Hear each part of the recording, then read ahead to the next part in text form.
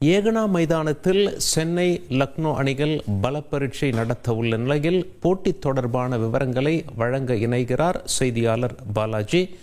பாலாஜி, இந்த ஐபிஎல் போட்டியில லேட்டஸ்ட் தகவல்கள் என்னென்ன? வணக்கம். ஐபிஎல் தொடரின் 30வது லீக் போட்டியில் லக்னோவில் ஏகனா மைதானத்தில் சென்னை சூப்பர் கிங்ஸ் மற்றும் லக்னோ சூப்பர் ஜெயன்ஸ் அணிகள் இன்னும் சற்று நேரத்தில் மோத உள்ளன.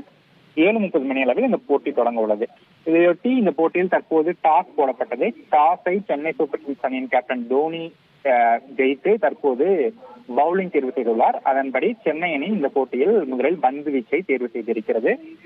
இந்த போட்டியை பார்த்தவர்கள் குறிப்பாக 2 மாற்றங்களை சென்னை அணியில் தோனி நிகழ்த்தி இருக்கிறார். அதாவது 2 வீரர்கள் மாற்றப்பட்டிருக்கின்றனர்.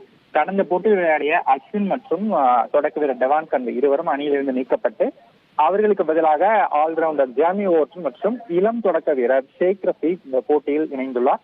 அதாவது சென்னை அணிக்கு ஓபனர்கள் இந்த தொடரில் மிகச்சிறப்பான ஒரு பங்களிப்பை கொடுக்காத சொல்லி ஒரு 20 வயதை நிரம்பிய இளம் வீரருக்கு சென்னை அணி வாய்ப்பு வழங்கியிருக்கிறது. கடந்த 2023ஆம் ஆண்டிலிருந்து சென்னை அணியுடன் ஷேக் ரஃபீக் பயணித்து வருகிறார். இத்திட்டத்தில் அவருக்கு சுமார் ஒரு 2 ஆண்டுகள் கழித்து தற்போது அணியில் முதல் முறையாக அவர் இடம் பிடித்திருக்கிறார். சச்சின் ரவீந்திராவுடன் ஷேக் ரஃபீக் ஓபனராக களமிறங்குவார் என்று எதிர்பார்க்கப்படுகிறது. இது மட்டுமின்றி தொடர்ச்சியாக 5 போட்டிகளில் சென்னை அணி நடத்த ஐபிஎல் தொடரில் தோல்வி அடைந்துள்ளது. முதல் போட்டியில் மட்டும்தான் வெற்றி பெற்றது. அதனை அடுத்த 5 போட்டியில் தோல்வி அடைந்தது. இத்தகைய சென்னை அணி மீண்டும் வெற்றி பாதைக்கு திரும்ப வேண்டிய ஒரு கட்டாயத்தில் உள்ளது. அடுத்தடுத்த போட்டிகள் வெற்றி பெற்றால் மட்டுமே சென்னை அணிக்கு பிளே ஆஃப் செல்ல முடிவதற்கான வாய்ப்புகளும் இருக்கும் சூழலில் இந்த போட்டி சென்னை அணிக்கு ஒரு முக்கியமானது ஒரு போட்டியாக பார்க்கப்படுகிறது. அப்படிப்பட்ட ஒரு போட்டி 2 மாற்றங்களை சென்னை அணி நிகழ்த்தியுள்ளது. இந்த போட்டியை தொடர்ந்து பார்ப்போம் எப்படி சொல்கிறது என்று. உங்களுடைய தகவல்களுக்கு நன்றி பாலா.